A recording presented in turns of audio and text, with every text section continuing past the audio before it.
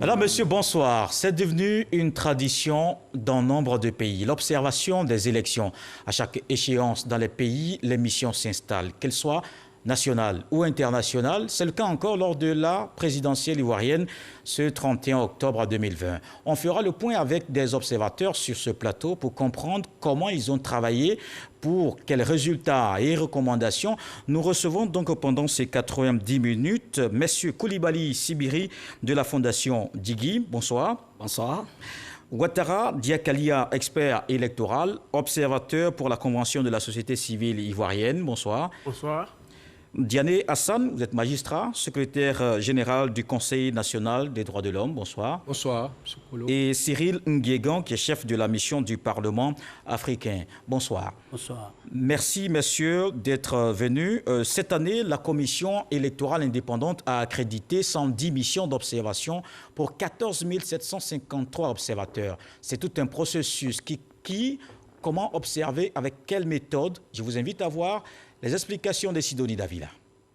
On les appelle les observateurs. On note souvent leur présence dans les bureaux de vote lors des élections. Dans le cas de la présidentielle ivoirienne du 31 octobre dernier, plus de 14 000 observateurs ont investi le terrain.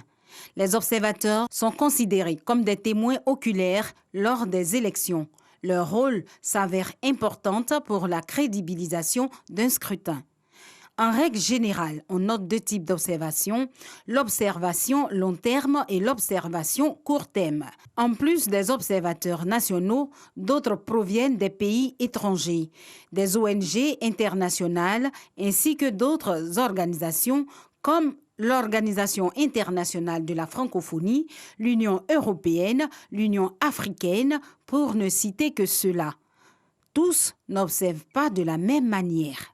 Il faut noter que les missions d'observation, de manière générale, sont dirigées par un chef de mission qui coordonne le travail des observateurs. Ce chef est entouré d'une équipe de coordination composée d'experts en matière électorale, juridique, des médias, de la logistique et de la sécurité, entre autres. Alors, messieurs, tous sur cette table, vous n'êtes pas à votre première expérience, que ce soit ici en Côte d'Ivoire ou ailleurs, mais on se demande l'observation d'une élection, quel est véritablement son intérêt. D'abord, monsieur Diané Hassan, représentant ici le Conseil national des droits de l'homme. Merci bien, M. Kolo. Il faut chercher à savoir d'abord ce qu'est l'observation. L'observation électorale ou l'observation d'un processus électoral. C'est tout simplement la collecte systématique d'informations exactes lors d'un processus électoral en vue de leur analyse sur la base de règles rigoureuses, sur la base de règles professionnelles et impartiales, pour en conclure qu'un processus électoral s'est bien tenu ou pas. Alors la finalité, c'est quoi? C'est de voir si le processus électoral ou le scrutin s'est tenu conformément aux règles internationales, qu'on appelle généralement les standards internationaux, et également les règles nationales. Voilà, puisqu'il y a un cadre juridique, un cadre institutionnel qui gouverne l'ensemble du processus électoral dans les différents pays. Vous pensez par exemple au code électoral? Bien entendu. D'accord, on passe la parole juste à côté à M. Cyril Nguégan, qui est chef de la mission du Parlement africain. Vous êtes arrivé en Côte d'Ivoire depuis le début du mois d'octobre. Il y avait certainement un intérêt à venir, mais quel est l'objectif que vous recherchez? Oui, déjà merci M. Kolo. Je tiens à dire avant tout propos, vraiment souhaiter mes condoléances à la République ivoirienne pour tous les incidents que nous avons observés durant ce processus. D'accord, on va y revenir. Merci. Donc l'objectif que nous recherchons, c'est, comme le disait le panéliste d'à côté, mon frère voisin, c'est qu'il est question de collecter toutes les informations. Vous savez, l'observation se passe en 3 étapes. Il y a avant, il y a pendant et après. Et vous savez, la période d'avant est souvent la période, je dirais, pour nous très capitale, parce que c'est la période dans laquelle il faut avoir un consensus avant d'aller aux élections. Non, mais vous, par exemple, vous êtes venu à quelques 3 semaines de l'élection. Oui, ben, est-ce que c'est suffisant pour le Parlement avoir une africain, bonne vue sur non, le Parlement africain n'est pas dans les pays africains que pour les élections. Nous avons des représentants dans tous les pays africains. C'est un Parlement continental. Alors, je pense que nos représentants sont impliqués à tous les niveaux, début à la fin, au processus. Alors, comment vous vous êtes organisé pour cette mission avant de venir en Côte d'Ivoire? Qui compose la mission du Parlement africain? Oui, la mission du Parlement africain est composée des sociologues, des juristes et surtout des parlementaires. D'ailleurs, vous savez, nous avons notre sous-secrétariat en Algérie, composé des anciens parlementaires qui suivent de près avec nous ici le processus en République ivoirienne. Et je crois que dans l'organisation, il était simplement question, compte tenu de tout ce que vous saviez autour de cette élection présidentielle, il fallait une équipe très forte. D'ailleurs, nous avons déployé 140 observateurs, qui n'était pas facile, mais nous nous y sommes engagés pour venir en tant qu'Africains, surtout panafricains, et suivre de près ce qui devait se passer, être témoin oculaire. La Convention de la société civile ivoirienne, c'est environ 500 observateurs que vous avez déployés. Monsieur Ouattara, vous êtes un expert électoral. Comment vous avez procédé? Comment vous avez on va dire, recruté ces 500 observateurs? Sur quelle base? Merci. Avant de répondre à la question, permettez-moi de revenir, ne serait-ce qu'un temps soit peu, sur la définition de l'observation électorale. Il faut dire d'abord que c'est un art, c'est une science, avec ses valeurs, ses principes et ses règles. N'importe qui ne peut pas se prévaloir le titre d'être observateur. Justement, d'où la question que je viens de poser. Deuxième chose, pour simplifier, l'observation, c'est un regard extérieur de personnes averties. C'est un témoignage, c'est une photographie du moment. Et pour simplifier encore, c'est une caméra qui capte à la fois les éléments positifs, négatifs, et on les traite en vue de faire des recommandations pour parfaire le processus électoral. Alors, comment à la Convention, par exemple, vous avez choisi les 500 personnes? Bien. Quels étaient les critères? Les critères, il faut d'abord reconnaître que la Convention, c'est un attelage d'outils qui repose sur un ensemble d'instruments qui sont plus de 171 organisations, 10 commissions thématiques, 33 coordinations régionales avec à l'intérieur 8 éléments, etc., etc. Et donc, c'est à l'intérieur de ces 171 observateurs et 111 organisations que nous avons procédé au recrutement des observateurs. Alors, les critères sur lesquels nous nous sommes basés, d'abord, il y a la disponibilité.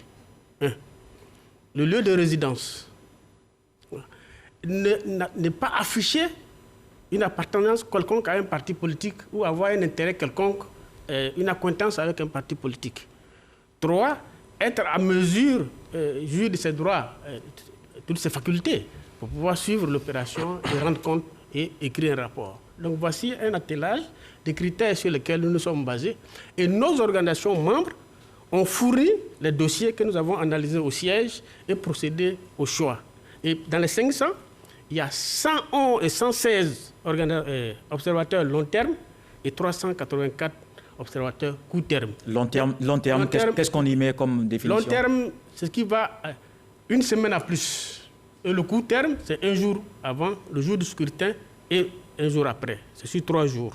Mais il faut reconnaître que la Convention de la société civile a une expertise avérée, un professionnalisme sans commune mesure en matière d'élection électorale. Dans tous les cas, 2010, nous avons initié dans ce pays l'observation long terme de novembre 2008 à mars 2012. On en parlera tout à l'heure. La Fondation Djigui, certainement, vous avez observé les mêmes contraintes, notamment la charte de l'observation des élections en Côte d'Ivoire. Mais la Fondation Djigui, comment elle s'est organisée pour cette élection? Merci bien. Je voudrais en tout cas remercier la RTI pour l'occasion offerte. La Fondation Djigui, aujourd'hui, s'est organisée pour ce scrutin présidentiel avec 31 régions, 31 régions et 2 districts. Nous avons déployé 31 coordinations régionales, les 2 districts autonomes, Yamoussoukro et Abidjan. Nous avons, depuis le mois de janvier, nous avons commencé à réfléchir sur ce mécanisme et le déploiement de notre effectif. Donc, ce n'est que dans le courant du mois de juillet que nous avons implémenté toute cette coordination régionale. Et à partir de cette coordination régionale, nous avons commencé à recruter nos observateurs sur le terrain sur la base des critères qui ont été plus ou moins évoqués. Nous sommes allés plus loin en insistant sur le professionnalisme et en insistant également sur la non-appartenance de nos observateurs à des groupements ou situations ou sociétés politiques et autres. Donc, ce sont des observateurs impartiaux, neutres, qui n'ont pris part à aucune campagne, qui n'ont pris part à aucune situation X donnée pour pouvoir compromettre leur regard sur le scrutin. Donc, de façon générale, c'était une méthodologie d'abord basée sur la formation, parce que n'est pas observateur qui veut, mais observateur celui qui peut, parce qu'il y a un certain nombre de conditions que l'observateur doit respecter, parmi lesquelles la neutralité, l'impartialité, mais surtout l'indépendance à tous les niveaux. Alors, vous êtes allé sur le terrain, vous avez observé le scrutin, mais qu'est-ce que vous avez regardé exactement? Le CNDH a peut-être mis l'accent sur la question des droits de l'homme? Évidemment, je vous ai dit que nous faisons une observation basée sur l'approche des droits de l'homme. C'est-à-dire, donnez-nous des détails. Dans la mise en œuvre de notre stratégie, nous avons conçu et élaboré des fiches d'observation basées sur l'approche des droits de l'homme. Et lorsque vous prenez ces fiches, vous verrez des questions qui intéressent la thématique des droits de l'homme. D'abord, pour les institutions nationales des droits de l'homme, comme le CNDH, c'est la participation aux affaires publiques, la participation de sa façon générale. Mais il y a des thématiques spécifiques, par exemple concernant la possibilité pour les personnes vivant avec un handicap de prendre part au vote. Si vous avez un bureau de vote situé à un étage, vous voyez que si la personne a un handicap ne lui permettant pas d'accéder facilement à ce niveau, elle ne pourra pas très facilement exprimer son vote. Si vous avez une personne qui est dépourvue peut-être de doigts, alors comment pourrait-elle apposer l'empreinte ou mettre sur le bulletin? Alors, donc, ce sont ces différentes questions relatives aux droits de l'homme qui apparaissent sur notre grille d'évaluation du processus. Voilà. Et donc, comme le disait mon collègue tout à l'heure, l'observation à long terme, nous le faisons depuis. L'observation à long terme commence depuis l'élaboration du cadre institutionnel et législatif relatif au processus électoral. Et ça va au-delà du jour du scrutin. Voilà. D'accord, on va essayer d'en comprendre davantage. Quand vous avez constitué les équipes et que vous les avez envoyées sur le terrain, comment vous les avez reparties sur le territoire pour être sûr qu'on vous remonte les bonnes informations? Alors, il faut savoir que le Conseil national des droits de l'homme dispose sur l'ensemble du territoire de 31 commissions régionales qui sont dans les régions du pays. Les sièges sont dans les régions du pays. Nous avons au sein de ces commissions régionales un personnel qu'on appelle officier des droits de l'homme, qui y travaillent de façon permanente. Nous nous sommes basés sur, d'abord, ce personnel pour faire de l'observation à long terme depuis les discussions sur le cadre électoral en Côte d'Ivoire et le temps approchant pour les élections. Nous avons mis en place un observatoire des droits de l'homme pour les processus électoraux 2020-2021. Dans le cadre du travail de cet observatoire, nous avons conçu des outils, des guides, des manuels pour la formation de nos observateurs. Nous avons recouru ensuite à la cartographie de l'électorat en Côte d'Ivoire, des bureaux de vote et des lieux de vote que la CEI a mis à la disposition du public pour faire nos estimations sur le nombre d'observateurs que nous pouvons déployer sur l'ensemble du territoire et avoir une couverture large pour avoir le maximum d'informations. Alors, nous sommes partis sur la base de la proportionnelle et nous avons dégagé un total de 1500 observateurs à déployer sur l'ensemble du territoire pour couvrir au maximum. Voilà, mais finalement, vous êtes arrivé à 1400, donc il y a eu quelques défections. Vous n'avez pas eu tous les 1500? Non, pas du tout. Nous avons eu les 1500 observateurs. Mais c'est ce que dit votre rapport. Notre rapport dit que nous n'avons en finalité travaillé qu'avec 1413 observateurs. Dû au fait que certains observateurs déployés dans l'IFU, par exemple, n'ont pas pu rejoindre les localités où ils devaient faire leur observation. D'accord. On reviendra pour savoir comment vous avez pu avoir les informations. Monsieur Ouattara, la grille de lecture, un élément qu'a évoqué tout à l'heure le représentant du Conseil des droits de l'homme, est-ce que vous partagez cette grille de lecture et elle est commune à vous tous? Non, ça dépend des langues d'attaque et en fonction de l'objectif et des centres d'intérêt qu'on recherche. Pour la Convention de la société civile, par exemple. Voilà, pour la Convention de la société civile, c'était de regarder d'abord, il y a 3 phases, le niveau. L'ouverture, avec tout son attelage, surtout en mettant un focus sur le respect de l'heure d'ouverture.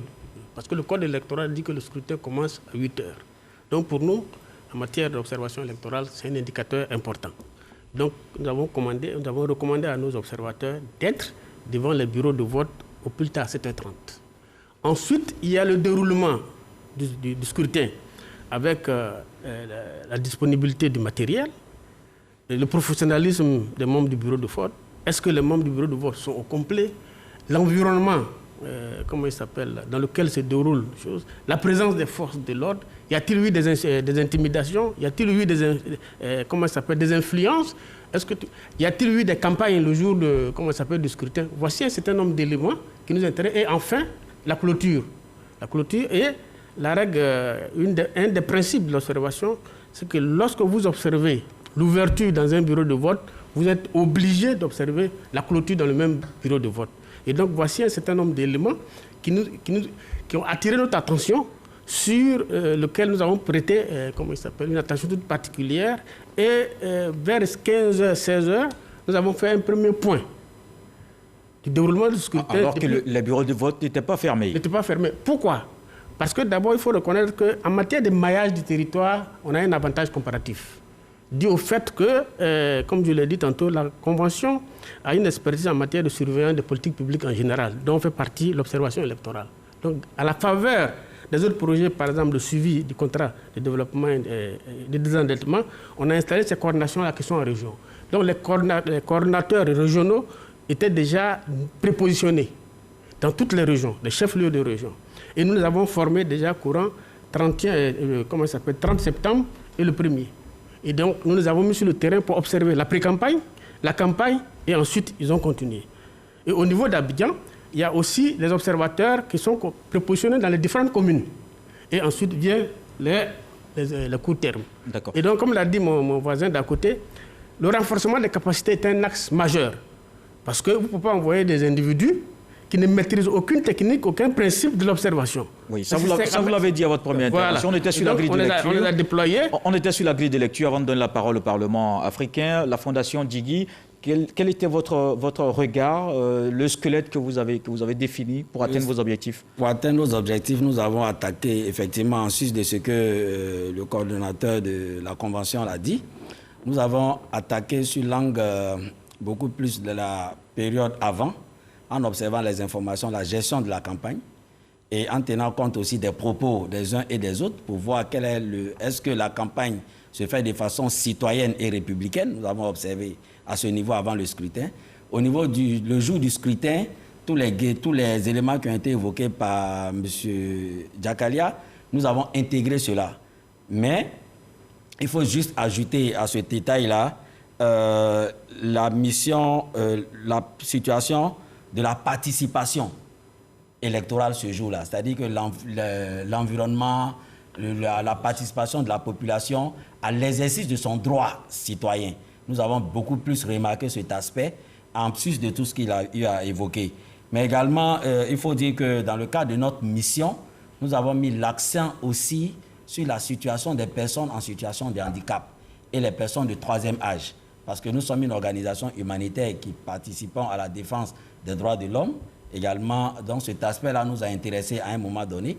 Et puis, évidemment, la sécurisation du scrutin, parce qu'il a été noté que les forces de défense et de sécurité devaient déployer 35 000 hommes sur le terrain.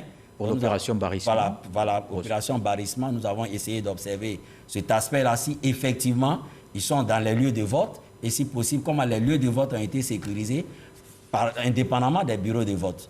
Donc, tout cet environnement-là faisait partie également de notre angle d'observation. Alors, avec 140 observateurs, le Parlement africain, comment il s'est organisé? Je rappelle qu'on a 22 000 bureaux de vote et 140 observateurs. C'était vraiment suffisant. Comment vous avez fait? Vous savez qu'en termes d'occupation rationnelle du terrain, ce n'est pas souvent évident qu'une mission puisse occuper l'ensemble du territoire. Mais nous avons des techniques que nous appliquons. Quand nous arrivons, je crois que nous avons certaines sociétés civiles nationales avec lesquelles nous essayons de collaborer pour pouvoir permettre surtout d'avoir autour de nos observateurs venus d'ailleurs, des nationaux, qui sont censés connaître des endroits où nos observateurs étrangers sont déployés. Voyez-vous, donc nous avons pu, sur les 32 régions, occuper 18 régions. Vous voyez, on était déjà à plus de 58% d'occupation du territoire, parce qu'à travers la collaboration... On a 31 régions et 2 districts. Oui, autant pour moi. Donc vous voyez qu'avec cette collaboration dont je venais de vous faire cas, nous avons pu quand même essayer, à notre niveau, de pouvoir parcourir au maximum le nombre de bureaux de vote que nous avons pu. Vous avez vu dans notre déclaration, à plus de 800 bureaux de vote. Donc je pense que, étant donné que nous avons donc eu à avoir un certain nombre de bureaux de vote et surtout des régions parcourues, cela nous permettait déjà d'avoir un pool sur l'ensemble du processus. Est-ce que les observateurs, les 14 000 qui étaient sur le terrain et les 110 missions, est-ce que vous vous êtes partagé les informations, M. Ouattara? Il faut souligner quelque chose de très important. Une organisation, aussi puissante soit-elle, aussi solide soit-elle, financièrement, logistiquement, ne peut couvrir l'ensemble des bureaux de vote. Pas du tout. Ça, il faut le reconnaître. Que ce soit les organismes internationaux, Centre Carter, EISA et autres, personne ne peut se targuer de couvrir l'ensemble. Mais il y a des normes, il y a des standards. Si vous arrivez déjà à couvrir 6 à 7% des bureaux de vote, vos données sont fiables. Et donc, c'est à partir de là que nous déployons nos dispositifs et puis ensuite nous faisons nos analyses et nous tirons des conclusions. Ça, c'est important. Est-ce que vous partagez les informations, les 110 missions sur le terrain pour cette élection? Pas forcément. Chacun évolue et ça dépend. Par exemple, nous avons subdivisé les régions. Il y a 18 régions que nous avons mis en zone rouge. C'est-à-dire, pour vous? Pour vous, zone rouge, c'est-à-dire déjà des zones où il y a eu déjà des velléités d'affrontements, d'incidents. Par exemple, quand vous prenez... Déjà avec des velléités, vous les mettez en rouge. En rouge. C'est pas suffisamment, c'est pas excessif? Non, c'est pour pas des velléités, on arrive déjà à la zone rouge. C'est pas excessif. Je vous ai déjà dit que nous avons du métier dans les jambes. Déjà depuis 2010, on est déjà rompu. Donc, en fonction des régions... Bon, parce qu'on a l'impression que vous fuyez la zone aussi. On ne fuit pas. C'est un devoir républicain de faire. C'est un sacerdoce. Personne ne nous oblige à faire l'observation. Mais aussi, il faut le reconnaître, être observateur, ce n'est pas un héros. Voilà. Donc, ce qui voudrait dire que... Donc, quand la zone est rouge, on n'y va pas. La sécurité des observateurs est menacée, vous prenez le large. Ça, il faut l'ajouter. Et puis après, vous faites un rapport qu'on va regarder. Non, on tient compte on va regarder. On ne fait pas le rapport parce qu'on le mentionne dans le rapport qu'on n'a pas pu compte tenu des circonstances sécuritaires. Et que vous avez pris le large. Après, on va regarder ça. Monsieur Hassan Diané. Oui. Je voudrais revenir sur un point essentiel que Diakalia et puis Sibiru ont évoqué tout à l'heure, qui porte sur la formation, le renforcement des capacités des observateurs. Vous voyez, nous n'avons pas un personnel qui vaut 1500. Alors, lorsque nous avons formé nos officiers des droits de l'homme, nos conseillers aux droits de l'homme et notre personnel sur les outils de l'observation, l'utilisation des grilles, les modules, c'est-à-dire les standards internationaux, les instruments de gouvernance électorale en lien avec les droits de l'homme, nous avons eu besoin de dupliquer cette formation à des acteurs locaux auxquels nous avons recouru comme des observateurs de proximité. Quand vous dites les observateurs, des acteurs locaux, donnez-nous un exemple. Alors, d'acteurs locaux que vous avez une commission régionale dans l'Indénieux Djouablin qui est en relation avec des acteurs de la société civile dans le département de Bétier. Qui ne sont pas, par exemple, du CNDH. Qui ne sont pas du CNDH. Et comme nous sommes en interaction avec ces acteurs dans la région, ils ont bien voulu accepter d'être des observateurs du CNDH et nous les avons formés sur les outils de l'observation électorale basés sur l'approche des droits de l'homme. Pour la circonstance. Pour la circonstance. Et ça, c'est pour le jour du scrutin et pour l'après-jour. Mais avant, c'est le personnel essentiellement du Conseil national des droits de l'homme qui a fait l'observation à long terme, c'est-à-dire avant la phase préparatoire du processus électoral, la campagne électorale. Et puis le jour du scrutin, nous avons recouru à tout ce personnel, notamment les observateurs de proximité. On a bien compris l'intérêt de la formation. Monsieur Koulibaly de la Fondation Diegui, c'est pas pour parler de la même chose? Non, pas pour parler de la formation. Non, pas pour parler de la formation. On en a suffisamment parlé. Mais de nos équipes. Parce que c'est vrai qu'il y a une stratégie globale que la Fondation Diegui a définie, mais nous avons réparti, subdivisé la Côte d'Ivoire en 6 axes qui nous permettaient de mieux organiser notre mission d'observation sur le terrain. Et ces 6 axes-là nous ont permis aujourd'hui, quand on regarde, de couvrir 23% des 222 381 bureaux de vote mis à disposition de l'État. 22,82%. Exactement, parce que vous avez 1052 observateurs sur le terrain. Non, on a couvert parce qu'on a couvert 5108 bureaux de vote. Avec 1052 observateurs. Avec 1052 observateurs, donc ça nous donne un taux de couverture d'environ 23%. Voilà, 22,82. 82, exactement. Voilà. J'ai fait le calcul, oui. Justement. D'accord, on y va. Merci. Donc, ce sont ces observateurs-là, c'est-à-dire ces missions déployées, qui nous ont permis, à un moment X donné, de l'avant-veille, parce que dans notre stratégie de formation également, certaines dispositions devaient être prises par nos observateurs, notamment se présenter à la commission locale, décrire un peu l'environnement de la localité. Et on a couvert totalement 180 localités en fonction des 6 axes. Et il y a eu, comme Jakaria le disait tout à l'heure, il y a eu des zones chaudes. C'était des prémixes parce qu'au cours de nos missions même de formation, nous sommes allés sur le terrain pour le renforcement des capacités dans certaines localités. J'étais chef de mission de formation, je n'ai pas pu accéder à la zone. J'étais obligé, avant les élections, de faire cette formation en téléconférence par rapport à cette zone. Et nous avons fait la formation en ligne pour dire que cette zone, effectivement, le jour des élections, il n'y a pas eu de scrutin.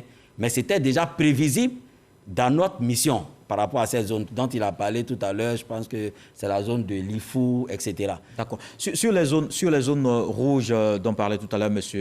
Ouattara, j'aimerais vraiment savoir comment vous avez fait pour avoir les informations dans ces localités où il y a eu quelques manifestations dans le Parlement africain. Oui, je pense que, comme vous le savez, en termes de déploiement, il faut le préciser pour que les téléspectateurs comprennent, on ne déploie pas le jour du vote. On déploie parfois 2 à 3 jours avant, ce qui fait qu'avant les chaufferues, avant ces aspects de zone rouge dont nous parlons ici, certains observateurs sont déjà en place. Donc, voyez-vous, on a déployé des observateurs à Bouaké, alors que 1 jour à 2 jours avant, puisque nous avons déployé 4 jours avant.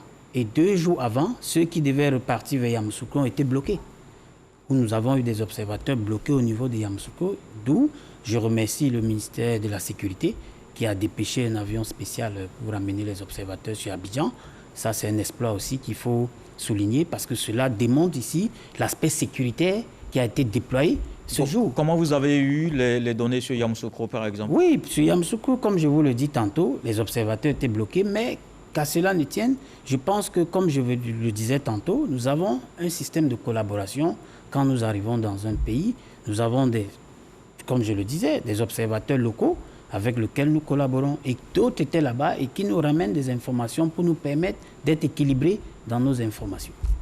D'accord. Alors, la chance que nous on a, c'est que nos équipes sont déjà sur le terrain, dans les 33 coordinations, et c'est l'occasion de rendre un grand hommage à ces dames et à ces hommes qui ont travaillé pendant ces moments chauds. Donc, ils sont déjà là, dans les chefs-lieux de région, avec une équipe de 8 personnes, un coordinateur plus 7 autres personnes.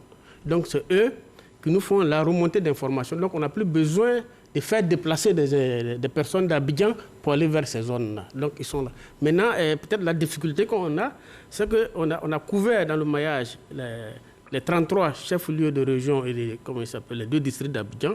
Maintenant, c'est les départements et les sous-préfectures. C'est au niveau des départements et des sous-préfectures, là, on n'a pas encore pu couvrir l'ensemble du territoire. Et donc, c'est les relais.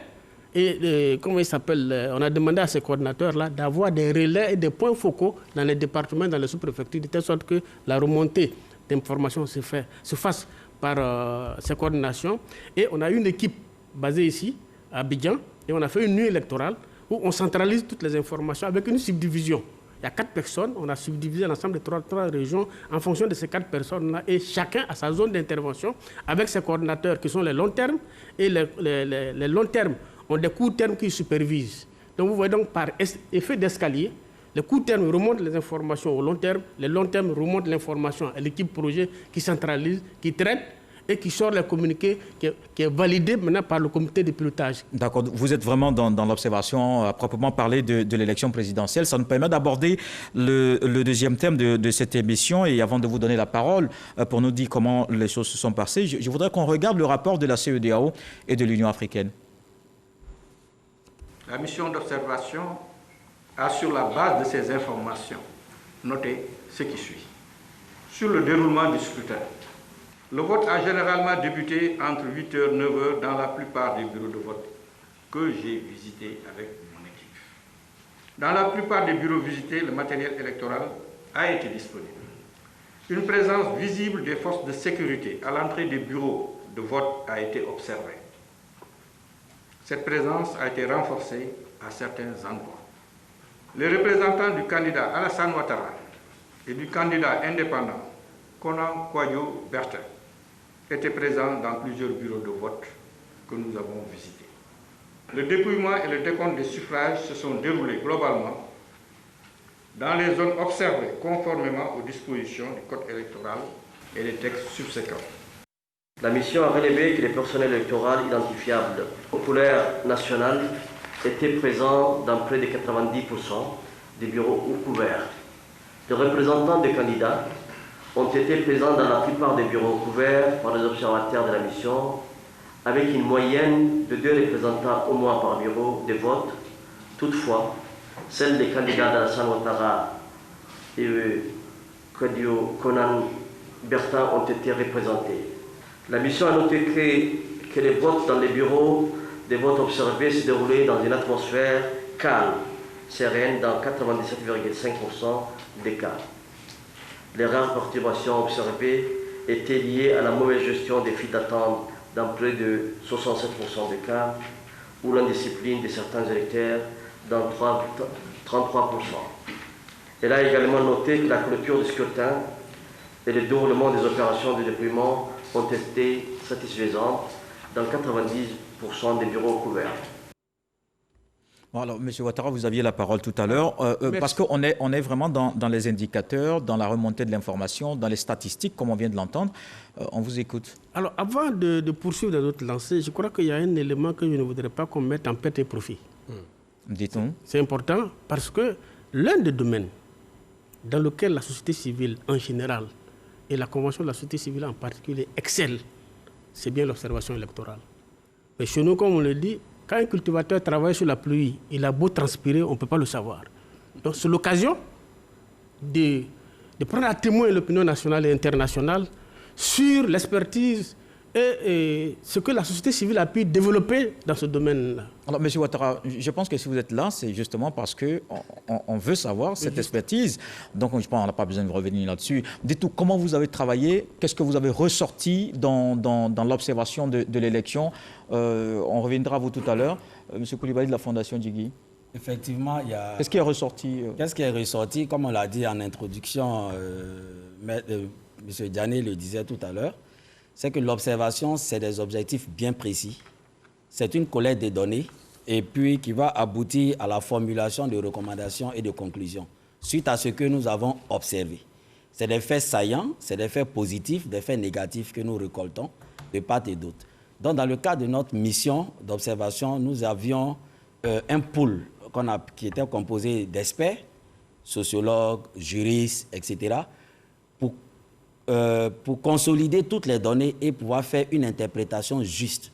Mais avant, dans le cadre du scrutin, il y a des situations au cours de la journée que nous remontons pour que les forces de défense et de sécurité également puissent agir à un moment X donné. Parce que la CEI, je me rappelle, a mis à la disposition de toutes les missions d'observation les PC pour permettre aux organisations que nous sommes, une fois les faits s'avèrent à un endroit bien précis, on montre les informations au PC pour que les forces de défense au poste de commandement, pour que les postes de commandement... Vous avez donné un indicateur tout à l'heure, vous avez parlé de la sécurité, entre autres. Qu'est-ce que vous avez remarqué dans l'observation? Donc, de façon générale, la sécurisation s'est bien déroulée, sauf que tous les observateurs sont unanimes qu'il y a eu des points chauds au niveau du pays. Il y a eu des points chauds Il y a eu des endroits où le scrutin n'a pas pu se dérouler. Il y a eu des endroits où le matériel n'a pas pu arriver. Il y a eu des endroits où également il y a eu des échauffourées entre populations.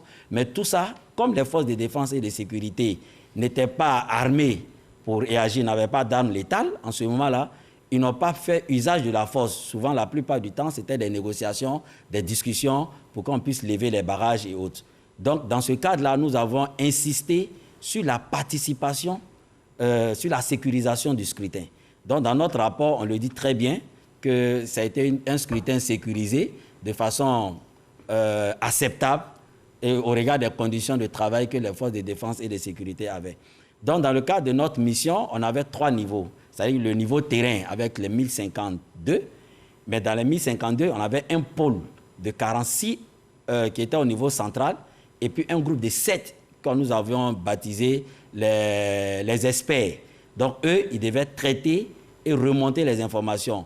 Moi, j'ai eu la chance, et je voulais en tout cas remercier ici le CNDH, parce que j'ai eu la visite de la présidente du CNDH pour voir quel est le matériel, comment je me suis déployé. Et après, je suis allé lui rendre visite. Et je pense que dans l'après-midi, nous avons échangé sur l'alerte précoce.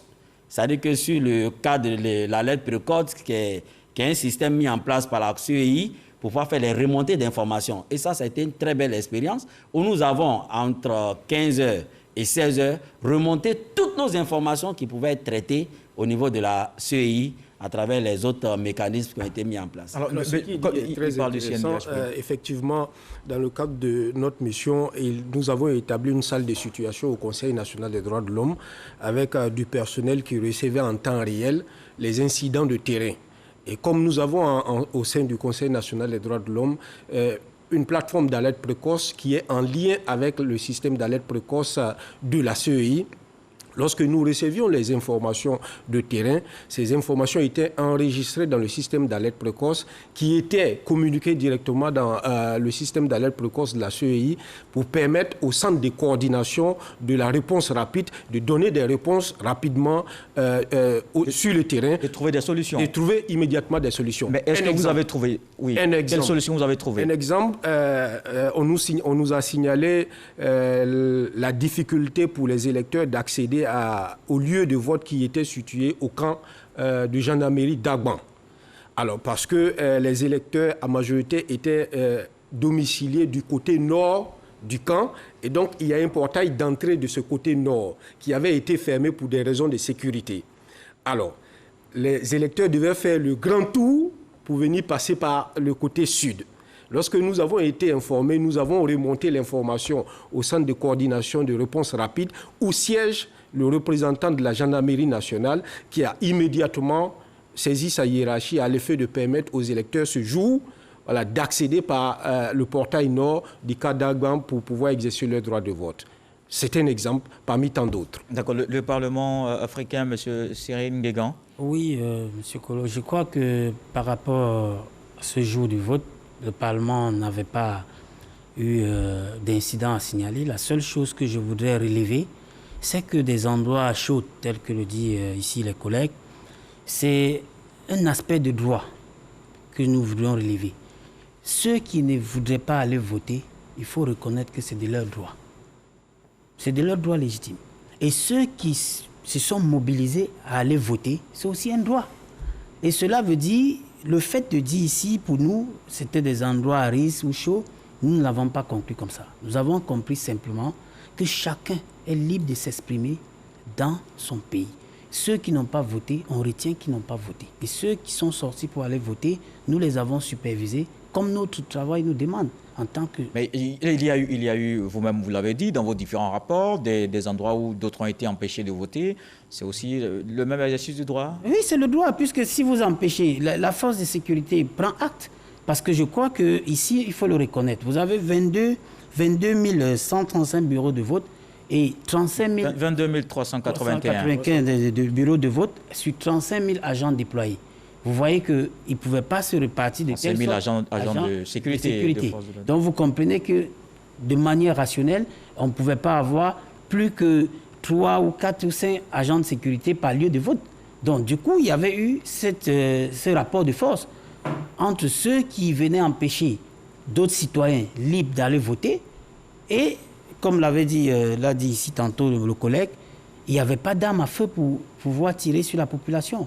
Donc il y avait sur d'autres bureaux où nous avons constaté des négociations, ce qui nous a même attiré notre attention. Monsieur Ouattara. Merci. Je crois qu'il faut saluer là l'esprit républicain et le professionnalisme de la force de l'ordre, qui ont fait montre d'une responsabilité accrue. Ça, il faut le souligner, nous l'avons constaté sur le terrain. Ensuite, dans le cadre de la remontée des informations, il y a un élément. Chez nous, nous avons utilisé 2 processus, à la fois physique et en ligne. D'abord, l'un des outils phares que l'observateur utilise, c'est le formulaire. Et donc, chaque observateur chez nous avait droit à 7 formulaires. Non, 6 formulaires, c'est-à-dire un formulaire d'ouverture et de clôture, et 5 autres formulaires qui doivent visiter 5 bureaux de vote au minimum. Et donc, quand vous mettez 6 fois 500, c'est ce qui fait 3000, donc un peu plus de 7% des bureaux de vote. Donc, on avait un système de remontée par SMS, par WhatsApp, par le groupe mail. Et on avait un statisticien qui était basé au siège où il recevait les formulaires en ligne, les gens renseignaient et en même temps, il rentrait les données. Il y a aussi une blogueuse en notre sein qui aussi était en interaction entre l'équipe basée au siège et les données récoltées en ligne. Et donc, c'est tout cet attelage-là qui nous a permis de faire le point à 14 heures. Voilà, donc et quand vous avez fait le point à 14 heures, selon vos indicateurs, vous étiez à quel niveau? Alors, selon nos indicateurs, au niveau de l'ouverture, on s'est rendu compte... On a déjà parlé de la sécurité, où vous avez salué... On s'est rendu compte que les bureaux ont ouvert entre 8 heures et 11 heures, avec un pic à Ara qui a ouvert à 13 heures. Voilà, ça, c'est important pour nous en termes de choses. Ensuite, on a essayé de voir est-ce que les membres du bureau de vote étaient au complet. Parce que dans un bureau de vote, il y a un président et 2 assesseurs. Est-ce qu'ils sont au complet? Et qu'est-ce que ça a donné? Par endroit, ils étaient au complet. Par contre, dans d'autres endroits, ils n'étaient pas au complet. Dû au fait que le matériel peut être arrivé en retard, etc., etc. Ou compte tenu de la pisco généralisée, qui fait que les gens peut-être ont eu du mal à se déplacer.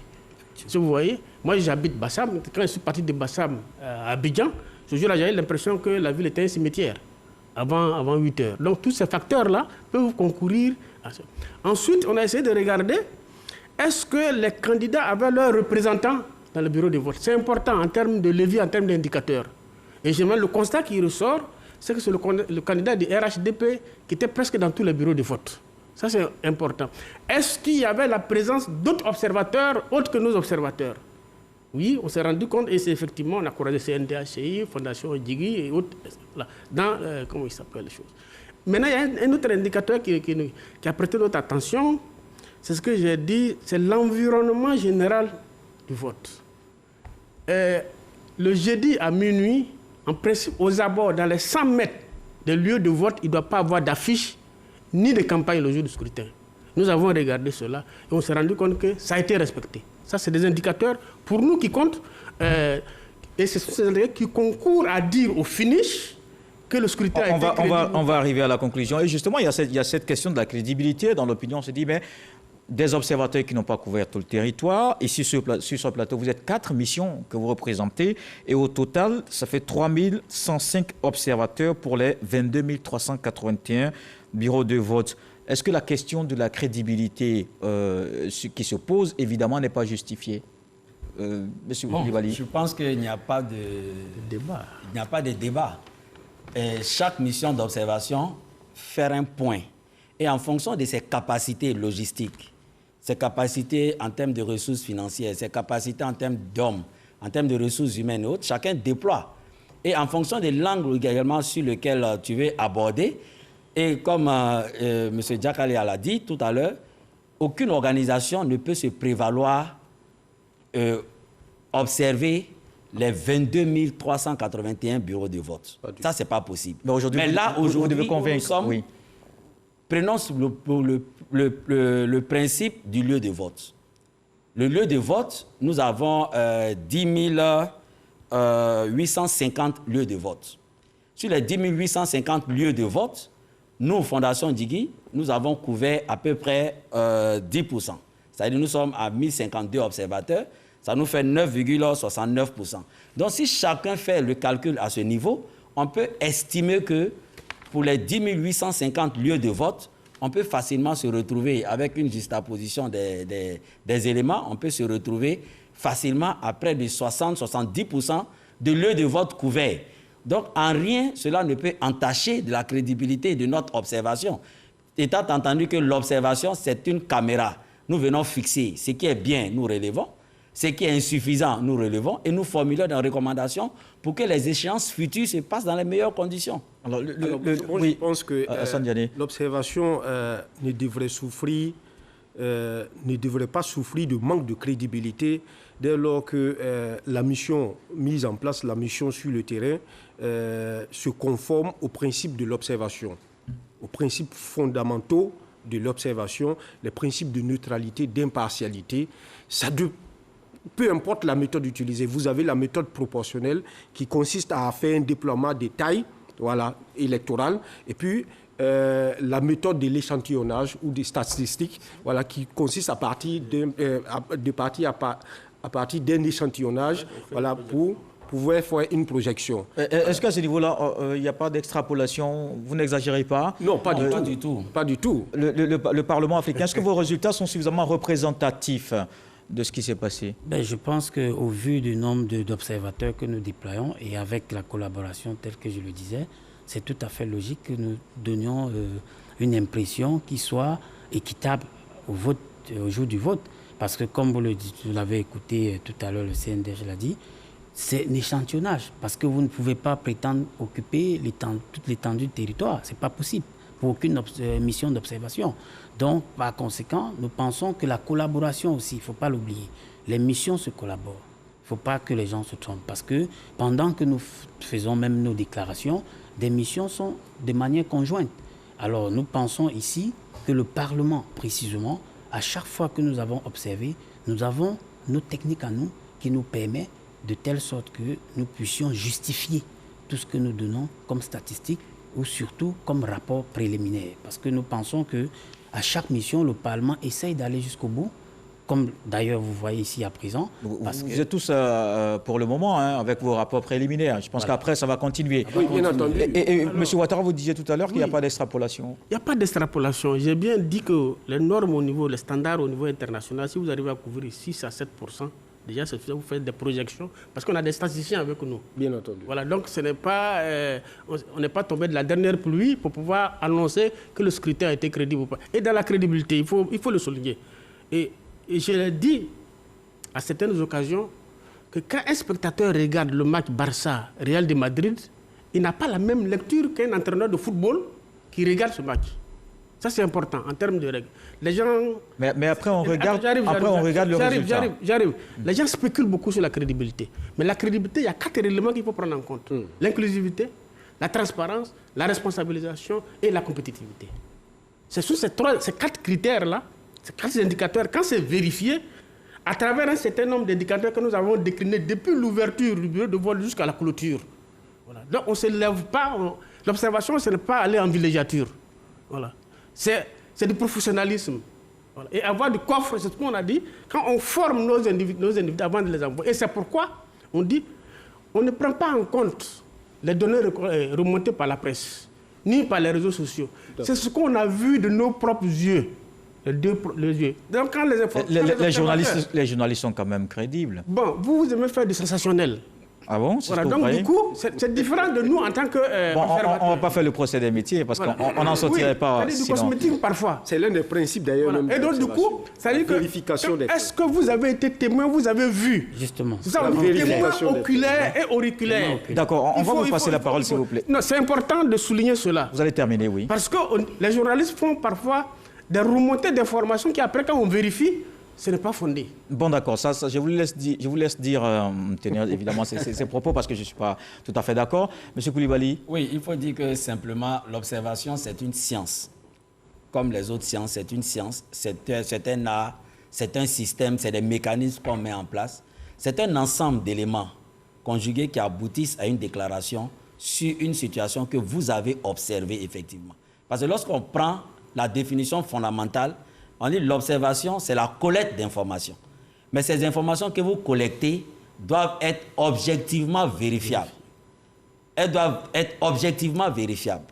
Donc, par exemple, une situation, il y a certains qui sont passés sur les plateaux, on dit qu'il y a eu 4 morts dans certaines localités. J'ai fait l'observation dans cette localité. J'étais à 1 mort signalé. Mais lorsque j'ai vu cet observateur, on a discuté, il a dit, bon, moi, je ne vais pas me prononcer sur les 3 autres cas parce que je ne l'ai pas objectivement... On allait arriver justement à ces contradictions dans vos différents rapports. Il y a beaucoup de contradictions, notamment ce que vous venez de citer. Voilà, parce que... Sur ces questions, par exemple, voici pourquoi on parlait de crédibilité. Sur ces questions, comment ça peut s'expliquer qu'il y ait autant de contradictions sur les éléments souvent importants? C'est ce que j'ai dit et je vais revenir dessus. C'est la question du recrutement des personnes que vous prenez. Ça, c'est fondamental. Lorsque les gens, quand il y a un scrutin et que les gens que vous prenez pour être observateurs chez vous, il n'y a pas un certain nombre de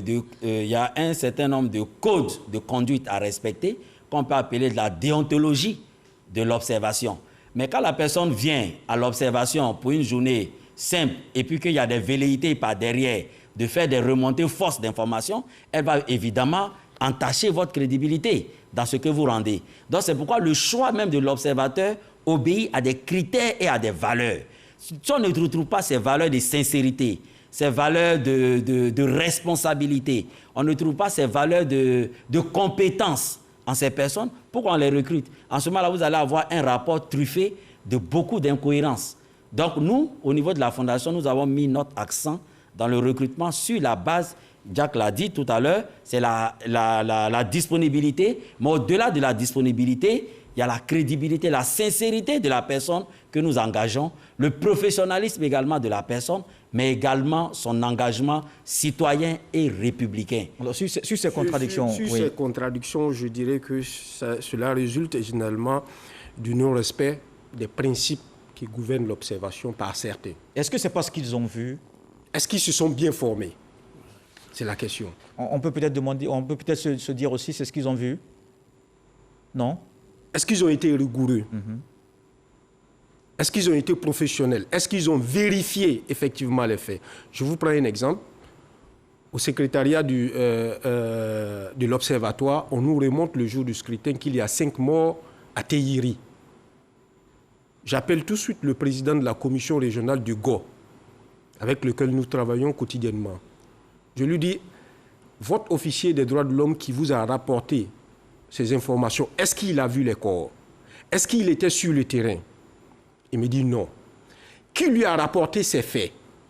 Est-ce que c'est de bouche à oreille? Est-ce qu'il a pu vérifier? Il me dit non. Je lui renvoie sa copie, allez vérifier l'information. Il retourne lui-même en tant que président de commission régionale, il vérifie les informations avec la brigade de gendarmerie, avec les familles des victimes, des blessés, et il me revient le soir pour me dire effectivement il n'y a pas eu 5 morts, mais on a comptabilisé 3 morts. Source, brigade de gendarmerie et famille des victimes décédées. Donc vous pensez qu'il y a des observateurs qui n'ont pas travaillé comme il fallait? Qui ont manqué de rigueur dans le traitement de l'information, dans l'analyse de l'information. Voilà. D'accord. S'ils évoquent ce que vous avez évoqué tout à l'heure, la zone rouge, et peut-être se limite à appeler, ou à passer un coup de fil pour avoir une information dans la zone rouge en question, j'emprunte vos mots. Le Parlement africain, comment on explique qu'il y ait autant de difficultés à avoir une même lecture? Bon, je dirais simplement qu'il faudrait que chaque mission d'observation se réfère à la charte de l'observatoire. Parce qu'avant que vous n'alliez observer, il y a toujours un briefing avec la commission électorale et certaines autorités en charge. Alors, et quand vous le faites, vous avez des kits qui vous sont distribués. À quoi vous servent ces kits? C'est de savoir, l'observateur a des limites. Ça, il faut le savoir. L'observateur n'est pas tout permis. Parce qu'au jour du vote, c'est des jours sensibles, très sensibles, et il y a des informations qui ne peuvent pas être données par un observateur. Puisque dans l'organisation, par exemple au Parlement, aucun observateur n'est censé faire une déclaration le jour du scrutin. Il remonte l'information à son chef de délégation, qui le remonte au chef de mission. Et à lui seul de vérifier et de voir la véracité des faits avant de pouvoir le relayer. Parce que vous savez, autant que nous sommes observateurs, nous sommes tous sous le coupon de la CI, la Commission électorale indépendante, qui organise les élections. Et qui vous a remis ces chartes. Donc ça veut dire que nul n'est au-dessus de la loi. Vous voyez qu'il y a une loi d'observation. et dont tout le monde doit se référer à ça. Donc le fait de dire qu'il y a des informations, je dirais parfois douteuses de certains observateurs, il faut aussi le dire, hein, que parfois nous avons remarqué dans certains de nos pays qu'il y a des infiltrés, hein, attention, peut-être vous ne le savez pas, il y a des missions recommandées qui viennent avec des calendriers cachés pour perturber le bon déroulement du scrutin. Parce que le cas spécifique de la Côte d'Ivoire, nous avons été très vigilants parce que nous savions qu'il y avait justement un climat un peu morose. Alors il fallait être vigilant parce que ceux qui allaient voter, comme je l'ai dit tout à l'heure, c'est de leur droit. Et ceux qui ne vont pas voter n'ont pas le droit d'empêcher d'autres d'aller voter parce que rester chez vous sans voter, c'est aussi un droit. Mais sans toutefois empêcher celui qui a la volonté d'aller voter. Parce que vous tous, vous essayez de défendre vos droits. Alors je crois que le fait de... Monsieur Ouattara, quand on entend très souvent qu'il y a eu des morts ou le nombre est beaucoup plus élevé, ça vous revient et vous, qu'est-ce que vous faites alors que vous observez l'élection? Qu'est-ce que vous faites pendant ce temps pour ne pas que la psychose, évidemment, gagne le reste des localités? D'abord, il faut souligner que l'observateur n'intervient pas dans le processus électoral. Voilà. Il n'intervient pas. Il formule des recommandations, il note. Il observe, il note et il fait des remontées en vue des recommandations pour parfaire le processus. C'est ça. Ça, c'est très important. Alors, par rapport aux morts, la première des choses, quand nous sommes saisis, c'est de vérifier. Est-ce que vous voyez? À Yopougon, on nous avait appelé qu'il y avait 3 morts à Kouté. Nous avons demandé à notre point focal, est-ce que tu as vu les 3 morts? Si tu les as vus, fais les images et puis il faut nous remonter. Il dit en toute sincérité, je n'ai vu qu'un seul mort. C'est pourquoi vous allez voir dans notre communiqué, Kouté, on a mis un mort. Yamoussoukro, on nous a rapporté les 2 images. Donc, voilà. Donc ça, c'est important à préciser. Et comme le dit, il y a, en toute corporation, il y a toujours des brebis galeuses. Ça, il ne faut pas, parce que ce n'est pas tout le monde qui a la capacité de former à temps ces observateurs et les déployer. Mais dans tous les cas, ça jette le discrédit sur l'ensemble de la corporation. En tout cas, parce que c'est très visible. Bon, on dit une seule hirondelle ne fait pas le printemps. Ça, c'est clair. Et donc, du coup, il ne faudrait pas jeter l'opprobre ou jeter le bébé et l'eau et le... Comment ça s'appelle? Le bébé, non.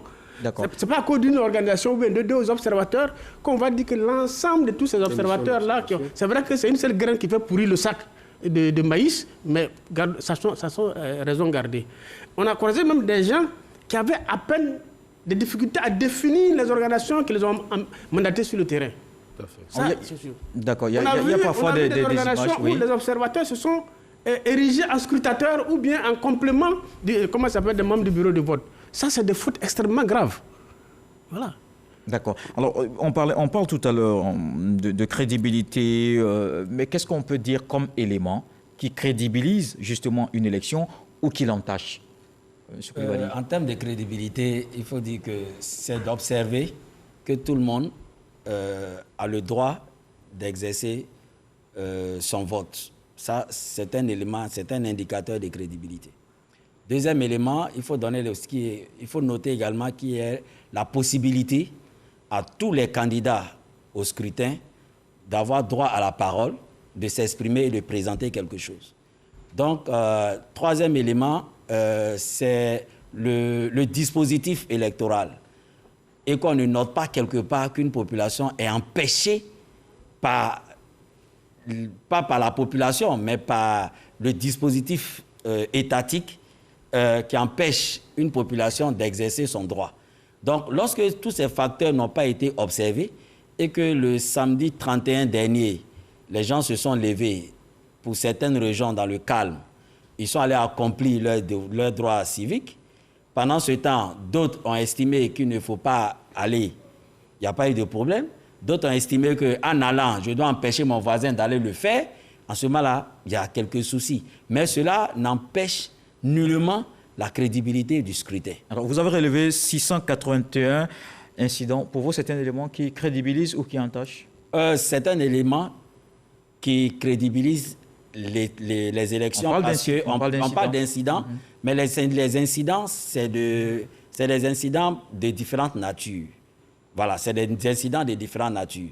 Ça peut être des incidents, comme on l'a relevé dans notre rapport, ça peut être des incidents dus au saccage du matériel électoral, Mais automatiquement, lorsque ça s'est fait et que les observateurs notent que nous avons la remontée de l'information, la CEI est saisie, le matériel est souvent remplacé.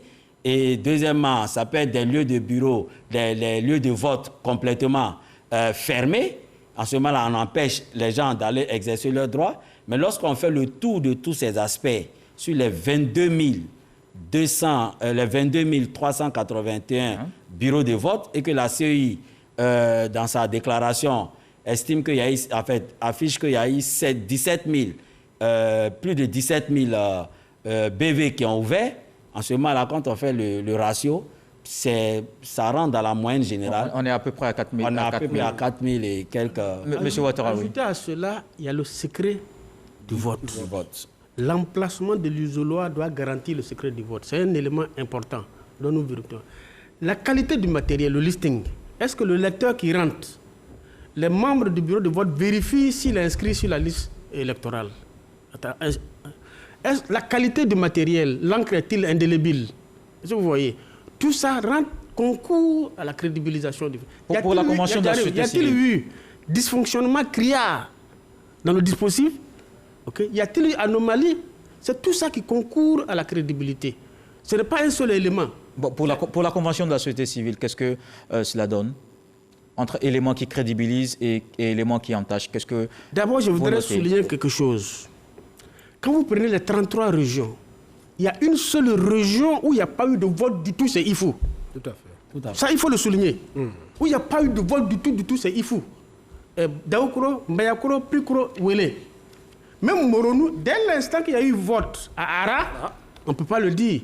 Donc, dans les régions, même s'il y a un vote dans un village, on ne peut pas mettre en rouge, comme j'ai vu circuler dans la presse. Tout à fait. Comment il s'appelle? Une carte de la Côte d'Ivoire. Où tout était rouge pratiquement, voilà. Oui.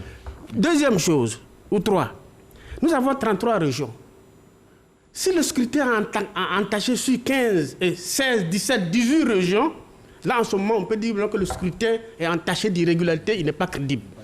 Mais ce n'est pas parce qu'il n'y a pas eu de vote dans une seule région qu'on va utiliser une conclusion hâtive pour dire non que le scrutin n'a pas été crédible. Oui, parce que tout à l'heure, le responsable du Parlement africain en parlait tout à l'heure. Il y a eu quand même vote, et il faut le noter, c'est aussi le droit dont vous parliez tout à l'heure, monsieur Cyril Nguégan.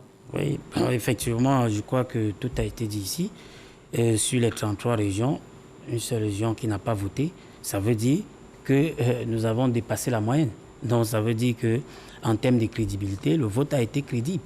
Le vote s'est tenu. Et ceux qui devraient voter ont rempli leur devoir civique. Et je crois que c'est tout ce qu'un citoyen peut faire le jour du vote. Yanné Hassan? Je souscris parfaitement à ce que mes prédécesseurs viennent de dire. C'est l'observation ou les conclusions de l'observation donnent un jugement d'ensemble. C'est un jugement d'ensemble, une impression d'ensemble.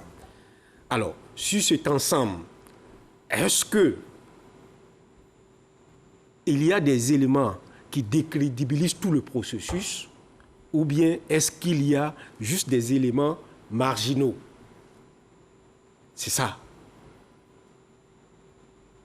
D'accord. Et finalement, vous êtes arrivé à quelle conclusion au CNDH? Posez la question, je vous retourne. Vous êtes arrivé à quelle conclusion? Vous avez écouté la déclaration de Madame la Présidente du Conseil national des droits de l'homme. J'ai le rapport, préliminaire, oui, qui dit que... Qui parle de 213 incidents. Voilà, oui. Les élections se sont tenues dans des conditions acceptables et satisfaisantes, de façon globale.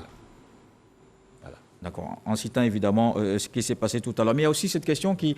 Oui, M. Ouattara, vous voulez ajouter quelque chose? Parce qu'il y a deux expressions dont il faut faire attention. Tout à fait. Émaillé et entaché. Voilà.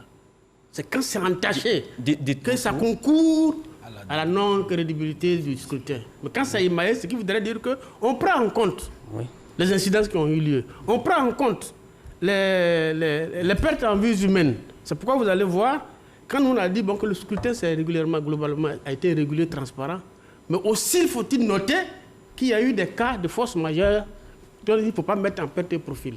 Voilà. Donc quand vous mettez dans la balance, vous avez une balance entre là où le scrutin s'est passé de façon calme, apaisée, et là où il y a eu les incidences. Si la balance va du côté des choses, on tire la conclusion. Voilà. Donc, ce que j'ai dit au début de notre expression, l'observation, c'est une science. On ne va pas en villégiature, on ne va pas en tourisme.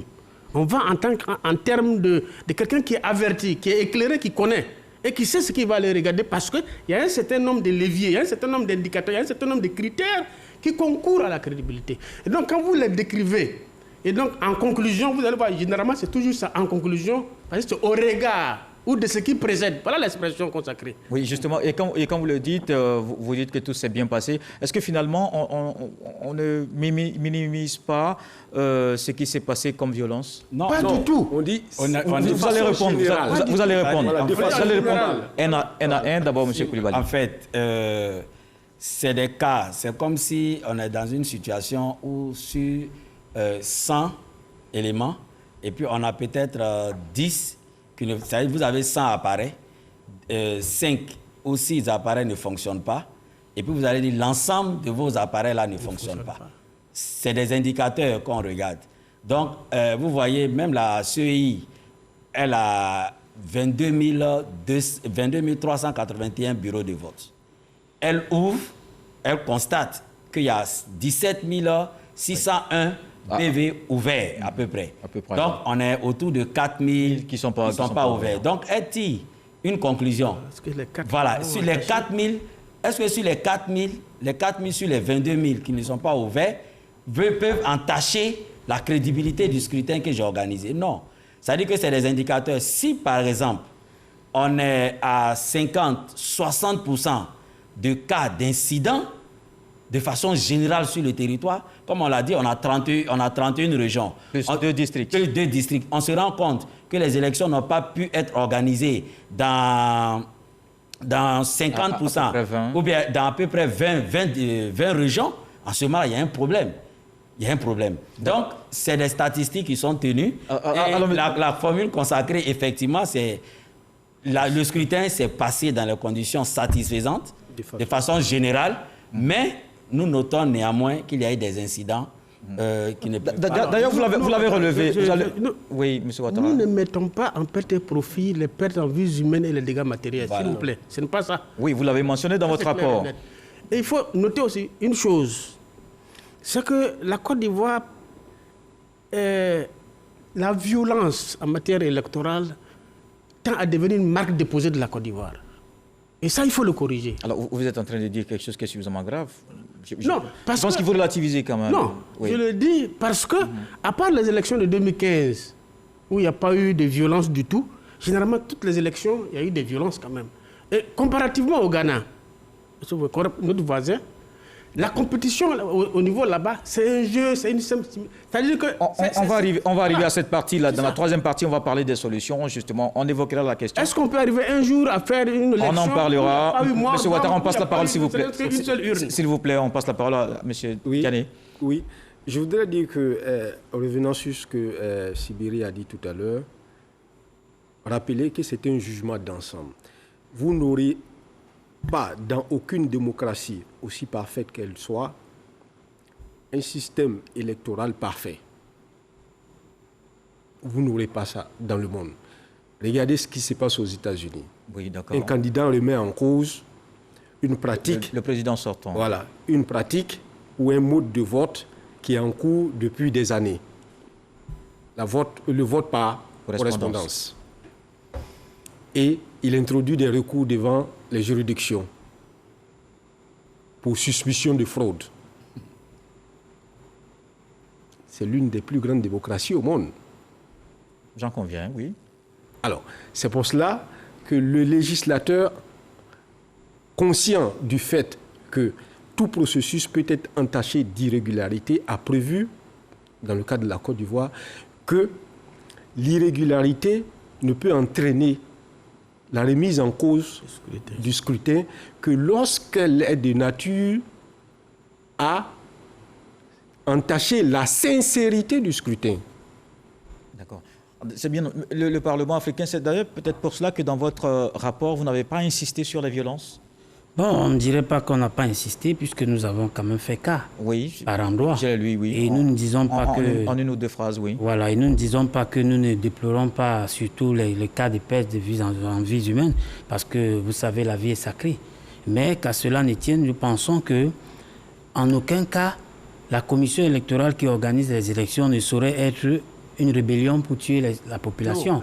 Donc cela veut dire que avec les forces de sécurité déployées, c'est toujours dans un aspect, dans un environnement sécurisé qu'on voudrait que les votes s'y tiennent et que la population aille voter en toute quiétude. Alors nous disons ici au Parlement que nous interpellons, ici on profite, l'ensemble de nos citoyens, nos concitoyens ivoiriens pour dire que les votes, c'est comme le disait le doyen sur le plateau, c'est un moment de retrouvailles. Ce sont des périodes de joie. Parce que quand vous allez choisir la destinée de votre nation... On en parle maintenant dans la troisième partie de l'émission. Il nous reste à peine une vingtaine de minutes. Vous avez parlé des bons et des mauvais points. On en a suffisamment parlé, d'ailleurs, les mauvais points. Parlons des bons points.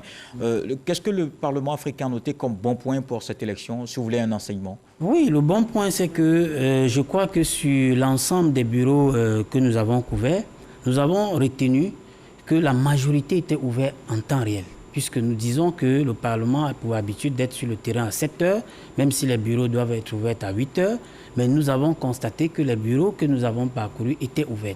Alors, le matériel électoral, comme nous le disons d'habitude, était présent, et nous pensons que la discipline que nous avons constatée dans certains endroits majoritairement était l'aspect que nous recherchions. Parce que aller voter dans la discipline, cela voudra dire qu'un travail technique a été fait en avance par la CEI. Puisque dans le cas d'organisation, il n'est pas facile techniquement d'organiser une élection dans les contextes, tous celles que nous avons vécues. Monsieur Koulibaly, je voudrais également, comme point positif, noter la campagne de communication qui a été déployée ou mise en œuvre par la CEI en termes de communication sur son rôle dans le cadre de ces élections. Ça, c'est à saluer.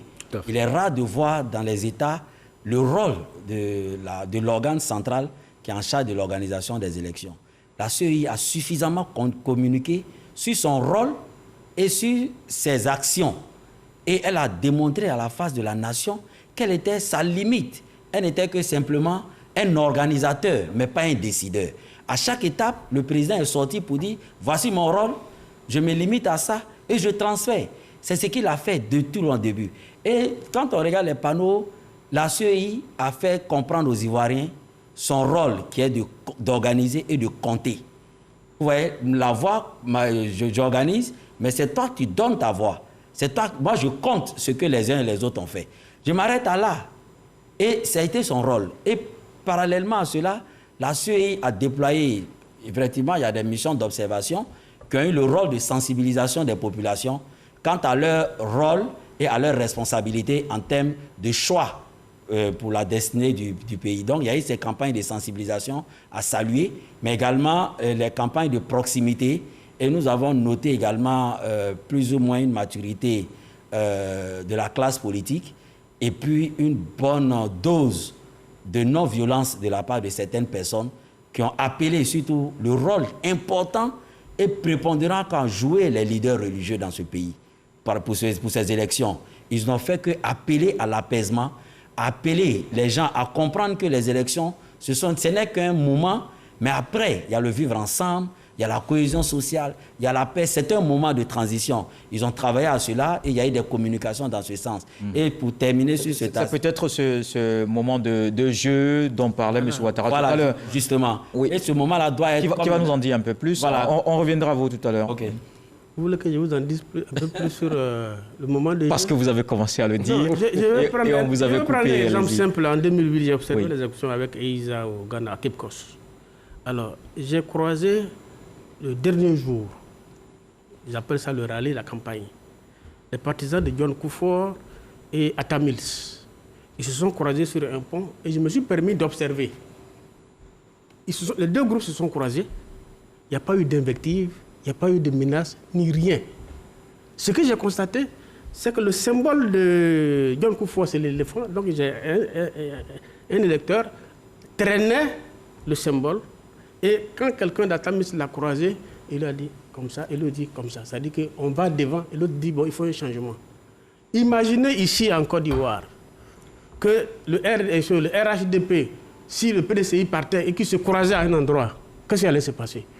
Je ne sais pas. Voilà. Donc c'est pourquoi j'ai dit qu'il faudrait qu'on aille vers il faut qu'on aille vers comment ça s'appelle, cet exemple-là, que ce soit un fair play, c'est un jeu, c'est-à-dire qu'aujourd'hui je perds, demain je peux gagner. Et donc ça, il faut qu'on l'accepte. Maintenant, pour revenir sur les éléments forts, vous voyez, malgré le contexte délétère très tendu, il y a combien de missions d'observation? 110. 110. Tout à fait. Ça, c'est déjà quelque chose qu'il faut noter. Deuxième chose qu'il faut le dire, c'est-à-dire sur le professionnalisme de la CEI. Ça, il faut le souligner. Voilà. Ça, le professionnalisme de la CEI. Les élections passées en 2018 ou 2015, la tablette biométrique a été un tendon d'Achille. Mais cette fois-ci, on a constaté une chose. La qualité du matériel, le respect des procédures est un élément important à la clôture. Est-ce que le dépouillement s'est fait dans les normes? Tout ça concourt à affirmer qu'effectivement, c'est des points positifs qu'il faut mettre à l'actif des choses. Parce qu'on a soulevé les points négatifs pour ne pas être... nous a donné un triomphalisme qui dit que, bon, que tout s'est bien passé 100%. Non, c'est pas ça. Oui, voilà, il y a eu 80% de biens, mais les 20%, il ne faut pas les mettre en petit profil. C'est pourquoi on a touché du doigt. Oui, et on voudrait que, voilà, notre message, on voudrait que, vu le poids de notre pays, vu l'importance de notre pays, son rôle moteur de la sous-région, on voudrait que quand il y a des élections, qu'il y ait zéro violence, qu'il y ait zéro mort. Voilà. C'est ça qu'il mérite, c'est ça qui nous honore. Le CNDH, sur l'après-élection, sur la suite, quelles recommandations? Nous continuons à faire notre boulot. Je vous l'ai dit qu'avant les élections, nous faisons le monitoring de la violation des droits de l'homme. Nous observons la situation, le contexte politique. Après ces élections, nous avons fait des recommandations, puisque nous avons d'autres processus électoraux en vue, les législatives, les sénatoriales et autres qui vont venir. Alors, nous avons fait des recommandations à la CEI. Il faut saluer le travail formidable fait par la CEI. Cet effort de transparence dans tout ce que la CEI a posé comme acte et cette communication sur tous les éléments pour informer et éclairer les électeurs, les acteurs politiques sur tout ce qu'elle a mis en œuvre comme moyen, voilà, pour lever tout doute, toute suspicion sur ce qu'elle faisait comme travail. Alors, nous continuons à monitorer la situation politique. Je vous ai dit que nous avons approché les différents acteurs politiques bien avant la tenue du scrutin. Voilà, pour les écouter, nous avons fait des recommandations à ces acteurs politiques pour que le dialogue soit renoué, pour que nous partions sur de bonnes bases pour la tenue du prochain processus électoral. Tout à l'heure, M. Ouattara parlait de la fête qu'il y a quand il y a les élections dans d'autres pays. Oui. Est-ce que le CNDH n'a pas un rôle justement à jouer dans l'éducation de la population? Bien entendu, nous faisons déjà ce travail. Nous avons fait le travail d'éducation civique. Dans le cadre du travail de l'Observatoire, des équipes ont sillonné l'ensemble du territoire national pour faire de la sensibilisation sur les droits électoraux. C'était en partenariat d'ailleurs avec la chaire UNESCO. Voilà, sur l'ensemble du territoire, nous avons parcouru pour sensibiliser à l'organisation d'élections paisibles pour que ce soit des moments de fête, des moments de joie. Et nous continuerons ce travail puisque nous avons d'autres processus en vue. Et l'une de vos recommandations, vraiment bien lisible dans votre rapport, c'est que vous avez déploré l'accès difficile à certains lieux de bureaux de vote, comme les personnes du troisième âge, les personnes en situation de handicap. Vous avez une proposition? Oui, comment à l'avenir on peut régler la question? À l'avenir, c'est de faire en sorte que les bureaux de vote soient à des endroits, à des lieux accessibles à tous. Peut-être pas à des niveaux, à des étages, peut-être tous au rez-de-chaussée des différents établissements scolaires, voilà, pour que ces personnes vivant avec un handicap, des personnes de troisième âge, ne puissent pas avoir des difficultés pour aller exprimer leur vote. Le Parlement africain a dit suivre la situation dans son rapport, la situation actuelle donc de l'après-élection. Qu'est-ce que vous allez suivre exactement? Je pense que, comme vous le voyez tantôt, nous venons là de quitter la période de la proclamation des résultats provisoires. Alors nous sommes en attente justement de la phase des contentieux qui seront vidés par la Cour constitutionnelle et s'en suivra le résultat final. Et nous pensons que le travail que nous devions faire aujourd'hui, c'est de nous mettre aux côtés de l'ensemble de la société civile ivoirienne pour sensibiliser la population dans le rôle qui est le leur, celui de maintenir la paix. Parce que vous savez, l'élection ne doit pas être toujours pour nous des périodes pour déstabiliser nos États. Parce que pas de développement sans la paix. Alors la société civile a ce devoir de continuer sans arrêt de sensibiliser la population. Oui, vous êtes l'une des rares missions encore présente en Côte d'Ivoire.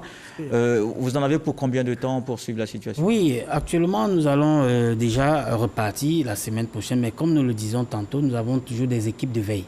Parce que nous disons Parlement africain. Et voyez-vous, aujourd'hui, l'expertise africaine ne fait que s'avérer davantage. Parce que par le passé, nous comptions toujours sur des experts qui venaient d'outre-mer. Alors les Africains se sont donc décidés de se réapproprier de ces secteurs-là. Et vous voyez aujourd'hui, à chaque fois qu'un État africain organise des élections, vous venez de dire tantôt, le nombre de missions d'observation qui étaient déployées ne sont que des Africains. Il faut le retenir. Donc rares sont ces missions qui viennent d'ailleurs. Quand je dis d'ailleurs, je veux dire hors du continent africain. Donc en tant qu'Africain, vous ne devez pas commencer un travail sans l'achever. Parce que quand vous venez assister à cela, il faudrait que bien après, vous soyez en mesure de défendre ce que vous avez pu faire comme travail. Pas d'un rapport final et prêt à défendre. Oui, M. Ouattara. Merci. D'abord, il faut faire confiance aux observateurs nationaux. On n'a pas de complexe vis-à-vis des organismes internationaux qui sont venus d'ailleurs. Non, vous n'êtes pas en train de répondre au Parlement africain. Non, voilà. Vous le donc, dites, oui. Non. Parmi les recommandations, il faut qu'on construise une synergie d'action au niveau de la société civile, à la fois au niveau interne comme externe, de telle sorte qu'on puisse couvrir l'ensemble du territoire. Cette fois-ci, peut-être on allait de façon cloisonnée, mais je crois qu'à la longue, il faut construire cette synergie-là. Au gouvernement, il faut améliorer la sécurisation. C'est-à-dire que si l'ensemble des forces de l'État déployées sur toute l'étendue du territoire comme il se devait, il n'allait pas avoir des zones où on a obstrué les voies. Donc ça, ils ont fait beaucoup d'efforts, mais il faut mettre un accent, comment il s'appelle là-dessus. Il faut diligenter des enquêtes sur ces violences et puis ces morts. Et que les conclusions de ces enquêtes-là soient connues et que les auteurs soient sanctionnés. Ensuite, il faut poursuivre le dialogue. Ça, c'est important parce que quand vous prenez une nation, le chef de l'État est comme un père de famille. Donc quand il y a une division, il faudrait que le père de famille arrive à réunir tous ses enfants pour échanger. Donc le dialogue positif, inclusif, il est important pour notre pays. À la CEI, c'est-à-dire il faut améliorer le côté opérationnel, c'est vrai. On leur a donné un quitus, mais il y a encore des zones d'ombre à corriger. Par exemple, quand vous prenez les badges des observateurs, il y en a qui se sont retrouvés à 2 ou 3 badges, par contre d'autres n'en ont pas eu. Donc c'est minime, mais c'est des choses qu'il faut corriger. Il faut mettre l'accent sur la communication, il faut communiquer davantage. Et aux partis politiques, il faut avoir le sens de la retenue et de la responsabilité. Ça, c'est important. Et de privilégier le recours au dialogue pour résoudre les conflits et ne pas se muscler les biceps. Ça ne nous conduira nulle part. D'accord. Ce Koulibaly, la Fondation Djigui. La Fondation Djigui, il faut dire que nous appelons tous à renforcer la culture démocratique dans notre pays à travers le débat d'idées, Ensuite, il faut faire ce qu'on appelle l'éducation civique depuis des populations, depuis la base. Et puis, cette culture démocratique-là, elle doit intégrer nos systèmes scolaires et universitaires. Pour savoir qu'une élection, c'est un moment de choix. Mais ce n'est pas un moment de violence, ce n'est pas un moment de culture de la violence. Et aux partis politiques, il faut qu'en intégrant un parti politique, il faut avoir une vision de la démocratie. Qu'est-ce que je viens faire? Et quel est le rôle de mon parti? Parce que si la politique est la gestion de la cité, la démocratie est un système de gestion de la cité, si nous tous on met la population ou le peuple au cœur de notre système, c'est pour le peuple-là que chacun se bat. Mais comment en se battant pour rendre le peuple heureux, on peut envisager tuer ce peuple? Donc il y a une contradiction quelque part. Il faut qu'on arrive à instaurer et à inculquer des valeurs de paix. La vie est sacrée. Il faut que les responsables des partis politiques également intègrent ça dans leur quotidien pour savoir que la vie est sacrée. Et une fois elle est perdue, on ne revient pas. Les morts de cette élection triste, les morts de cette situation de 2020, est-ce que les morts là vont revenir? Non. Pendant ce temps, le bon voisinage va continuer, doit pouvoir continuer. Le vivre ensemble doit pouvoir continuer. On doit continuer à s'aimer parce que nous sommes frères. Nous sommes frères. Nous sommes frères. C'est pourquoi dans l'hymne national de notre pays, on dit fiers Ivoiriens. Et le pays de la vraie fraternité. Donc il faut que ce soit des valeurs qui conduisent à tout ce qu'on peut. Et puis pour terminer... Oui, vous allez terminer tout à l'heure. Nous sommes 5 et il nous reste 5 minutes. Alors vous avez compris, on a 1 minute chacun pour terminer cette émission. Le Parlement africain pour commencer. Oui, merci, parce que nous sommes déjà arrivés au thème de notre débat. Je tiens personnellement à lancer un appel à l'ensemble du peuple ivoirien pour dire que nous, Parlement africain, frères africains, venez, parce qu'ici, quand nous sommes en Côte d'Ivoire, nous ne nous disons pas étrangers, nous sommes chez nous. Et nous pensons que le cas que nous avons eu à vivre ici en 2010, avec 3000 morts, nous ne voudrons plus que cela revienne dans cette grande nation. Parce que la Côte d'Ivoire n'est pas seulement la locomotive de l'Afrique de l'Ouest. Il faut dire que la Côte d'Ivoire, je viens du Cameroun, de l'Afrique centrale, mais on en parle de la Côte d'Ivoire chaque jour. Alors on regarde ce peuple dans les yeux, il est dit, plus de manipulation, restez sereins, parce qu'aujourd'hui, nous disons à nos dirigeants, à ces chefs de partis politiques, est-ce qu'ils pensent à l'avenir des enfants? Est-ce qu'ils pensent à l'avenir de cette nation? Parce que le Parlement condamne fermement ce que nous sommes en train de vivre actuellement avec la création parallèle du Conseil national. Cela nous touche, ça nous touche énormément et nous disons plus jamais ça en Côte d'Ivoire. D'accord, oui. Oui, je voudrais vous remercier d'avoir invité le Conseil national des droits de l'homme. C'est l'institution nationale des droits de l'homme de Côte d'Ivoire et vous assurer l'ensemble de la population de ce que le Conseil poursuivra sa mission de promotion, de protection et de défense des droits de l'homme sur le territoire national. Et dire que nous souscrivons parfaitement, c'est l'une d'ailleurs de notre recommandation dans la déclaration ou dans le rapport préliminaire. Nous demandons au gouvernement à ce qu'une enquête soit ouverte sur tout ce qui a été commis comme atteinte aux droits. Voilà. Pour une fois, ces faits ne sont pas imputables à des forces de l'ordre, mais des populations qui se sont affrontées, des personnes qui ont saccagé des biens publics et privés. Voilà. Que des enquêtes soient ouvertes pour que les responsabilités soient situées. Voilà, c'est ça, il faut rendre compte des faits qu'on commet. Monsieur Koulibaly, une minute. Voilà, en 1 minute, je voudrais en tout cas, au nom de l'ensemble des observateurs de la Fondation Djigui, vous dire merci pour le plateau. Mais 3 recommandations fondamentales, c'est que nous devons tous participer à renforcer la culture démocratique dans notre pays. Deuxièmement, privilégier le dialogue en tout instant et à toutes circonstances. Et quatrièmement, faire en sorte de respecter les paroles de notre hymne national et d'être le pays de la vraie fraternité, la fraternité dans le sens plein de l'expression. Vivons la fraternité ensemble parce que c'est cette fraternité-là qui permettra aux Ivoiriens d'être unis et d'avoir un pays beau comme il est actuellement. Et puis nous sommes vivre heureux, paix dedans et puis en paix à l'intérieur, paix à l'extérieur, pour que les générations futures s'arrêtent pour dire qu'il y a un temps, vous voyez, tout le monde parle d'Oufoui, parce qu'il a construit sur le dialogue et la paix. Continuons de cultiver le dialogue et être des artisans de paix. Monsieur Ouattara. Merci d'abord aux journalistes. Leur dire que l'information est une bombe. Parce que quand vous la lancez, elle peut détruire. Et donc, de respecter la déontologie et l'éthique de la profession. Ça, c'est important parce que ce qui foisonne sur les réseaux sociaux est très dangereux. Les réseaux sociaux, ce n'est pas forcément les journalistes. Bon, oui. Au-delà de ça. D'accord, donc allons-y. Deuxième chose que je voulais dire, le premier président américain disait le bulletin est plus fort qu'une balle de fusil.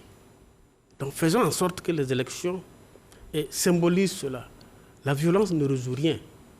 Et comme le disait le sage, comme vous le dites, quand on veut emprunter un chemin, il faut s'en référer à ceux qui en reviennent. C'est parce que vous nous avez appelés ici. Et moi, je voudrais vous rétorquer pour vous dire, quand vous voyez une souris courir pour aller vers le feu, c'est que ce qui est derrière est encore plus grave. Donc notre présence ici, c'est d'attirer l'attention des uns et des autres. Et la Côte d'Ivoire appartient à nous tous. Oui. Si elle brûle pour nous tous. Donc la violence ne résout rien parce qu'on finira par là où ce qu'on a refusé de commencer. On a bien compris, M. Ouattara, on a compris surtout l'esprit de fait que vous voulez qu'il y ait, évidemment, voilà, c'est ça, aux élections avec cette note du mot que vous venez de donner. Merci. Les observateurs et les élections, ils sont toujours sur le terrain à chaque échéance. Pour mieux comprendre leur fonctionnement, nous recevions pour vous M. Koulibaly Sibiri de la Fondation Djigui, Ouattara Diakalia, expert électoral, observateur pour la Convention de la société civile ivoirienne, Diané Hassan, magistrat, secrétaire général du Conseil national des droits de l'homme, et Cyril Nguégan, chef de la mission du Parlement africain. Messieurs, merci d'avoir participé à cette émission. Merci à vous de nous avoir suivis et très bonne soirée sur RTI 1.